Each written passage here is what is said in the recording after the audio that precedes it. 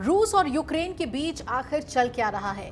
दोनों एक दूसरे पर बम और ड्रोन से हमले पे हमले किए जा रहे हैं। ताजा अपडेट आपको इस युद्ध से जुड़ी हुई दे दें। ऑपरेशन स्पाइडर वेब से बौखलाए हुए रूस ने पूरे यूक्रेन पर बड़ा हमला कर दिया है। खबरें आ रही हैं कि रूस ने पूरे देश में 400 से ज्यादा ड्रोन्स और 40 मिसाइलें दाग दी हैं। जी हां, यूक्रेन पर यह हमला रूस ने कर दिया है और इस दौरान कम से कम 6 लोगों के मारे जाने की खबर आ रही है। दर्जनों यूक्रेनी इसमें घायल बताए जा रहे हैं और इस हमले में लगभग पूरा यूक्रेन निशाने पर आ गया है, जिसमें कीव, लिविव और सुमी सहित 9 इलाके प्रभावित हुए हैं। यूक्रेनी राष्ट्रपति वोलोदिमीर ज़ेलेंस्की ने इसे युद्ध शुरू होने के बाद से सबसे बड़े हमलों में से एक बताया है। यूक्रेनी राज्य आपातकालीन सेवा के मुताबिक कीव में 3 अग्निशामक मारे गए, वहीं लुत्स्क में 2 नागरिक मारे गए हैं और चेर्निहिव में एक अन्य व्यक्ति मारा गया है। हमले के बाद यूक्रेनी राष्ट्रपति वोलोदिमीर ज़ेलेंस्की ने कहा कि रूस ने रात भर के हमले में 400 से ज्यादा ड्रोन और 40 मिसाइलों का इस्तेमाल किया। ये युद्ध के बाद के सबसे बड़े हमलों में से एक है और ये भी कहा कि मॉस्को के हमले में 80 लोग घायल हुए हैं। यूक्रेन के लगभग पूरे क्षेत्र को निशाना बनाया गया है, जिसमें पश्चिम में लिविव से लेकर उत्तर पूर्व में सुमी तक के 9 इलाके शामिल हैं। ऑपरेशन स्पाइडर वेब से हालात जो हैं वो और बिगड़ गए हैं। रूस ने 3 साल से जारी युद्ध में यूक्रेन पर लगभग हर दिन हमला किया है, लेकिन यूक्रेन पिछले रविवार से ही जवाबी कार्रवाई के लिए तैयार था। दरअसल कीव ने हाल में ही ऑपरेशन स्पाइडर वेब को अंजाम दिया, जिसमें रूस के 1/3 से ज्यादा रणनीतिक क्रूज मिसाइल वाहकों पर हमला किया गया। लड़ाकू विमान उसके ध्वस्त हुए। रूस के रक्षा मंत्रालय ने कहा कि उसके हमले कीव के आतंकवादी कृत्यों के जवाब में थे। इस बीच बुधवार को अपने अमेरिकी समकक्ष डोनाल्ड ट्रंप के साथ टेलीफोन पर बातचीत के दौरान रूसी राष्ट्रपति व्लादिमीर पुतिन ने कहा था कि मॉस्को को कीव के हमले का जवाब देना होगा।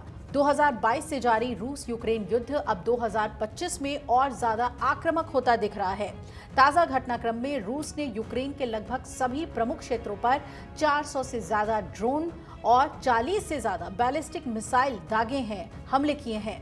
रूस ने यूक्रेन के जिन क्षेत्रों पर हमला किया है वो वोलिन है, लवीवी है, टेर्नोपिल, कीव, सुमी, पोल्टावा, खमेलनित्स्की, चरकासी और चेर्निहिव शामिल है। यूक्रेनी राष्ट्रपति ज़ेलेंस्की ने ट्विटर पे एक भावनात्मक और आक्रोशित बयान जारी किया और कहा कि यूक्रेनी वायुसेना ने कई मिसाइलों और ड्रोन को गिराने में सफलता पाई, लेकिन 3 आपातकालीन सेवा कर्मचारियों की मौत और 49 लोगों के घायल होने की पुष्टि हो चुकी है। मलबे की सफाई और बचाव अभियान जारी है।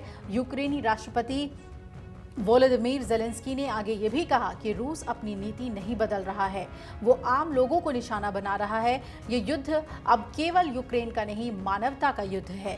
उन्होंने ये भी कहा कि रूस को अंतर्राष्ट्रीय जवाबदेही के तहत लाना चाहिए।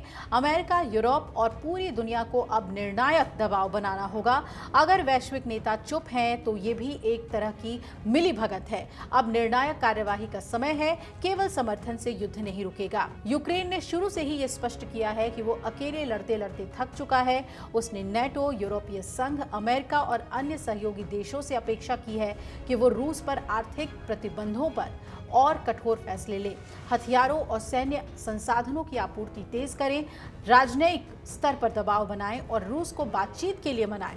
यूक्रेन को रूस के खिलाफ युद्ध में कई लोगों ने मदद पहुंचाई है और इस दौरान अमेरिका की तरफ से लगातार हर मौके पर सुरक्षा सहायता पैकेज दिए गए हैं।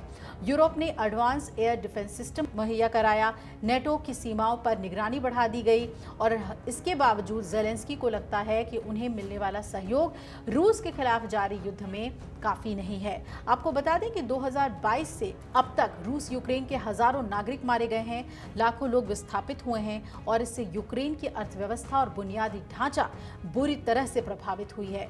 लेकिन पुतिन है कि रुकने का नाम नहीं ले रहे हैं और खास तौर पे स्पाइडर वेब हमले के बाद रूस सबसे घातक और आक्रामक हमले पूरे यूक्रेन पर कर रहा है। अगर आप ये वीडियो YouTube पर देख रहे हैं तो हमारे चैनल को सब्सक्राइब कर बेल आइकन दबाएं और Facebook पर देख रहे हैं तो हमारे पेज को लाइक करें।